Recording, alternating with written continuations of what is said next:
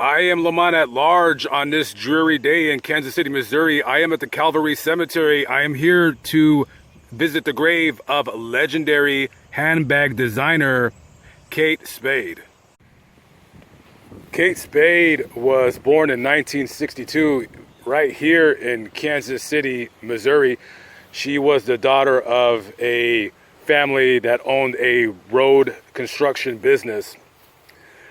She went to Kansas University here and later moved to New York City to go work for Mademoiselle magazine. She worked in the accessories department of that magazine.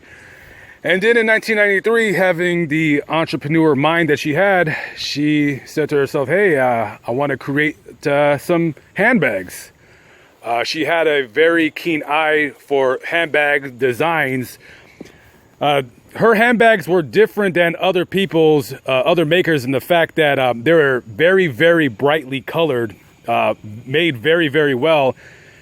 And she said, hey, I want to design handbags for people that not necessarily they could afford a $1,200 Coach bag. So her handbags were pricey enough to where they weren't cheaply made, Chinese, crap. But at the same time, you pay for quality, and when you bought a Kate Spade handbag, you got a very distinct bag, very, very vivid colors, very well-made handbag. A lot of kids growing up in their 90s and 2000s in New York, they basically grew up carrying their wallets, their money, their important things, and a Kate Spade handbag. Her last name, Spade, you might recognize that from the comedian David Spade. She married David Spade's brother. And she had a kid, 13-year-old kid. She was found dead last year in her Manhattan apartment. We all know what happened to her. She did leave a note. It was written to her daughter.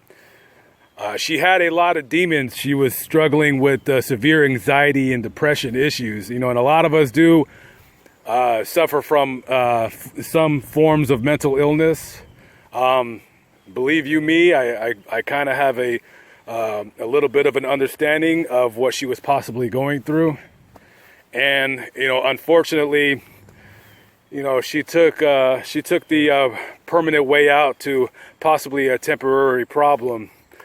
But again, I have never been in that position before to want to do that to myself, knowing that tomorrow is another day.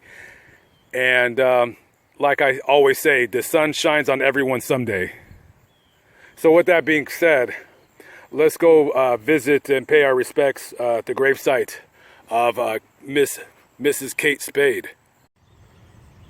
And here we are. This is the grave of Kate Spade, Catherine Noel Brosnahan, 1962 to 2018, and it is inscribed Imagine on there.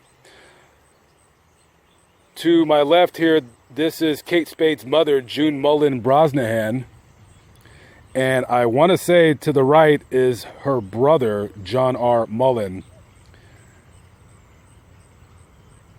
Kate's funeral was done on a day just like this, a very overcast, a very gray day, just as it is today, a very befitting day for such a sad occasion. 2 weeks after Kate Spade died, and a day before the funeral was to take place, her father, Earl, 89 years old, died. He was in bad health, and I just, believe the thought of having to go to your daughter's funeral is more than what an 89-year-old man with a bad heart can take. When she died, she had a net worth of $150 million. Amazing. A woman of such vast wealth to be buried in such a regular grave is a little bit odd, her wanting a flat stone. But yeah, this is where she lies in eternal slumber.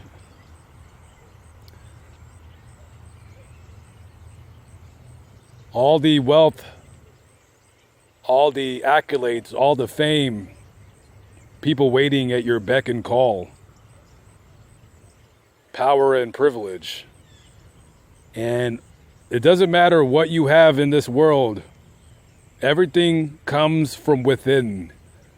And when I say from within, I'm talking about your mind and your soul. And unfortunately, Kate had a few demons in her mind that she just couldn't escape. And she felt that there was only one way out, which was where I stand in front of her today.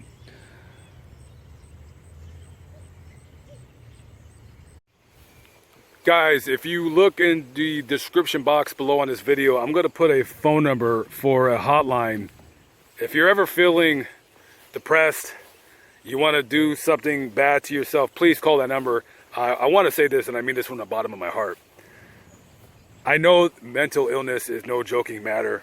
One of the few things that I do not really make fun of or make jokes about, because it sucks. And I want to tell anyone this: if you've ever thought about doing something, harming yourself, let me just say this. Even though you don't feel that way, even though you don't think that way, I promise you this: there's a lot of people out there that love you. There's a lot of people that love you. There's a lot of people that care about you. And there's a lot of people that want to see you here on planet Earth as long as possible. It's a very, very sad thing to want to do that. And it just, so many people, die in such horrible fashion, die too young. And to do it in a way like that, I will just tell you this. I'll just say this.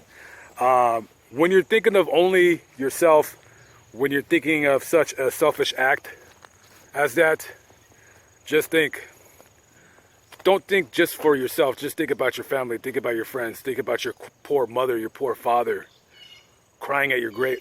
Think about your children. Okay? There's very few selfish acts in the world other than that. Before you even attempt to do so, please think about your loved ones. I'm Lamont at Large.